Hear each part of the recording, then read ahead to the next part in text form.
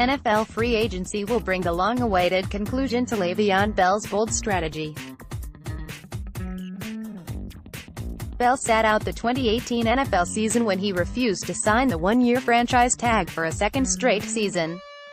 He and the Pittsburgh Steelers failed to agree on a long-term contract.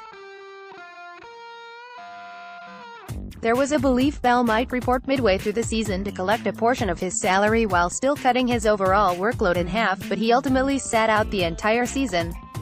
The merits of Bell's decision are not yet known, but NFL players have his back. "I loved it.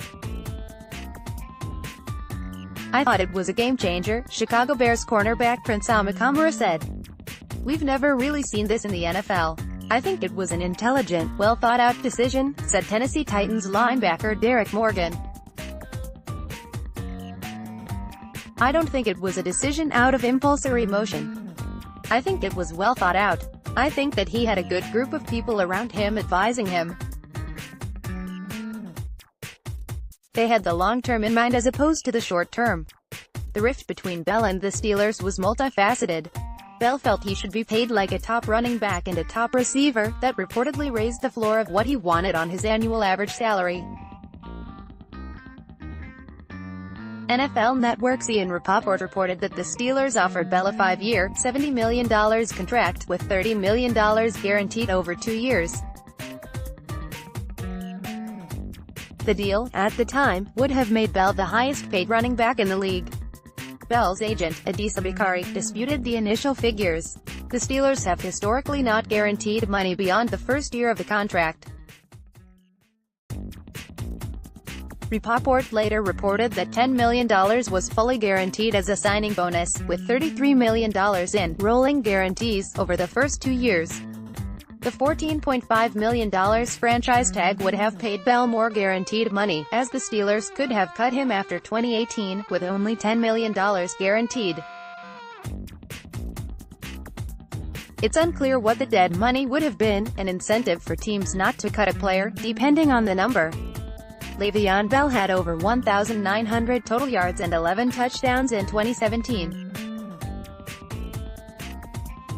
John Grisham, Getty Images. Bakari argued that if Bell were playing on the one-year tag, the Steelers could rack up Bell's touches without repercussion. In 2017, Bell totaled 406 touches. Bell and Bakari feared the Steelers giving Bell another 400, adding more mileage to a player at a position with short lifespans in the NFL. Bakari had told reporters that Bell would report to camp later on and sign the franchise tender. He never did. They decided to wait out the season, sending Bell to the open market more rested and preserved, ready to cash in on a career payday that would pay him through his prime, with more guarantees. Read more. Le'Veon Bell's dramatic holdout is unlike anything the NFL has ever seen, and it could end up being a win for him. "If I had a chance to make $10 million tomorrow, but if I waited I could make $50 million. You gotta have the discipline and the discernment to kinda make that decision based on those parameters," Morgan said. The NFL is 100% injury rate. You've seen what happened with Seattle Seahawks safety Earl Thomas. That could have easily happened to Le'Veon, and he could have been coming off of a bad injury, signing a one-year deal in this free agency year, a positional problem. Justin Forsett appreciated what Bell did for the running back position. Forsett played 9 years in the NFL, retiring in 2017. He amassed 3,890 yards and 19 touchdowns in his career, making $11 million, according to Spotrac. Forsett said he was glad to see Bell stick up for his real value.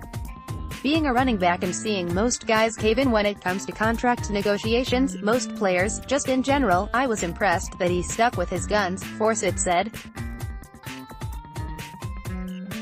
He bet on himself. Bell's decision was calculated, but it is indeed a bet.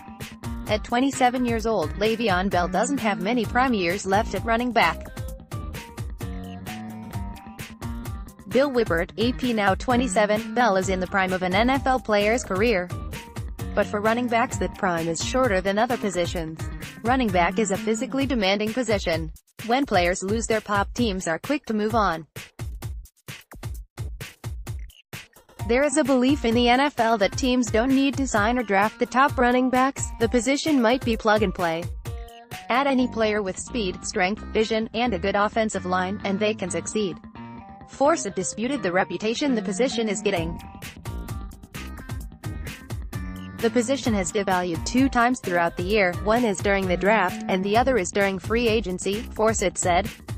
So, any other time of the year, you're talking about having a strong run game, having a strong defense in order to win championships, and have a chance at winning a Super Bowl. So it's still a position that's needed and required to be successful, but for whatever reason, it's a position that teams and GMs and owners, they don't want to pay the position. Bell and his camp may have looked at DeMarco Murray as a cautionary tale. Murray racked up 1,845 rushing yards and 13 touchdowns with the Dallas Cowboys in 2014. He was due for a new contract at the end of the season, and the Cowboys offered him a 4-year, $24 million contract. He instead signed with the Philadelphia Eagles for 5 years, $42 million. DeMarco Murray retired in 2018, 4 years after an 1,800-yard season. Daniel Dunn, Icon SportsWire, Getty Images. In 2015, Murray had just 702 yards and 6 touchdowns on 3.6 yards per rush. Forsett noted that Murray had a 1,000-yard, Pro Bowl season in 2016 with the Tennessee Titans. The next year, however, Murray had fewer than 700 yards on 3.6 yards per carry. He retired before the 2018 season. Being 30 at the running back position, it's a different 30 than somebody on the defensive line or a linebacker. It's just different, Morgan said. Because they're carrying the ball a lot, especially in Bell's case, he's accounting for a large percentage of a team's offense, so he's taking a lot of wear and tear on his body. With every year there's a new crop of guys. He becomes more and more dispensable the longer he is in the league. So, he has to strike while the iron is hot. You don't know what the market is gonna be in a year or 2 from now. Especially given that he's not getting younger. A new era of player empowerment. Antonio Brown forced his way off the Steelers. Winslow Townsend, AP. NFL players have closely watched how the players in the most player-friendly league have handled their business, the NBA. It can be seen in the case of Antonio Brown. Brown was not happy with how things were going with the Steelers. He also wanted more money. Brown essentially forced his way out of Pittsburgh. He criticized Ben Roethlisberger and the team culture. He said the only teams that should call him were the ones that would pay him. He limited the trade market with the threat of not reporting wherever he was sent. On Sunday, he was traded to the Oakland Raiders for a 3rd-round and 5th-round pick, a haul that, frankly, is not worth as much as Brown. On top of it, he received a 3-year, $50 million contract with $30 million guaranteed from the Raiders. Read more. The Raiders landed Antonio Brown in a bargain trade and are now set up for a big offseason. Though some in the NFL world disagreed with Brown's tactics, he got what he wanted. Brown exerted his force upon the Steelers, not unlike NBA players who have forced trades with the threat of free agency and becoming a distraction if they are not dealt. I feel like the NBA got it right so much earlier than us. They know their earning power, Amakamra said. Look at what's going on with Anthony Davis. The fact that a player can ask for a trade and ask for out, I never heard of that. I'm not putting shame in anybody's game. You want to take care of your career. You know how much your earning power is. You know how fast your window is closing. Guys are just starting to see that and take advantage of it. Amakamra and Morgan both said that football's culture forces a team-first mentality on players. Players should take pay cuts or team-friendly contracts, or not let business get in the way of football. Indeed, Bell's holdout seemed to impact the Steelers. Players called it a distraction. When Bell officially did not report, players raided his locker. Read more. Steelers players are raiding Le'Veon Bell's locker for shoes and suits after the running back failed to report to the team. Bell also received criticism from analysts and fans alike. Some argued he was unprofessional and that he should have thought of his teammates. Some noted he was also turning down guaranteed money, with no certainty he would ever make it back. It seems like they had a whole lot of other issues going on in that Steelers locker room this year that they had to overcome, Forsett said. I think guys are understanding more and more the business of the NFL, and they're not falling into the trap of team loyalty, Morgan said. Because that is essentially what it is a trap. They try to paint the picture of being loyal to a team, signing a team-friendly deal, do it for your teammates type of thing. Like I said earlier, there's no loyalty. So whenever your contract situation becomes disadvantageous for a team, they're gonna do what's best for them. Le'Veon gets it, Amara said. The teams are going to do what's in the best interest for them. The Steelers are going to do what's in the best interest for the Steelers, he added. I think a lot of players are just taking it upon themselves. Yes, I love this team. Yes, I love the fans, and I love this game of football. But at the end of the day, the person who has my best interests at heart is myself. All three players said teammates should be understanding of other players' business decisions. At the end of the day, when I'm done playing football in 5 years, are you gonna be there helping me out financially if I need it, Morgan said.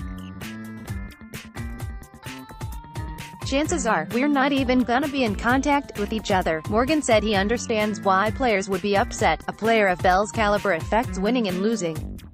Amara noted that for quarterbacks and coaches, the win-loss record could be impacted. Even playoff checks are stake. You gotta do what's best for you at the end of the day, Morgan said. That's what it's all about, said Amara. I would say guys are just staying woke. They really just understand the situations and what's at stake. Will Bell's holdout pay off? Le'Veon Bell's next contract could determine if other players follow his footsteps. Kevin C. Cox, Getty Images. Indeed, other players are rooting for Bell to get his payday.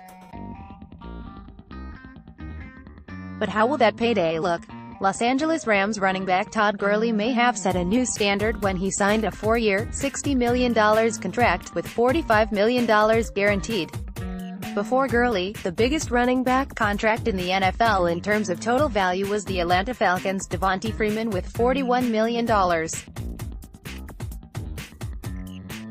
Gurley is 3 years younger than Bell, a significant number when a player is getting 300 or more touches per year. There is speculation that Bell could end up with the Oakland Raiders and get a similar deal to his former Steelers teammate in Brown, 3 years, $50 million, with $30 million guaranteed. On the surface, it seems like a realistic deal.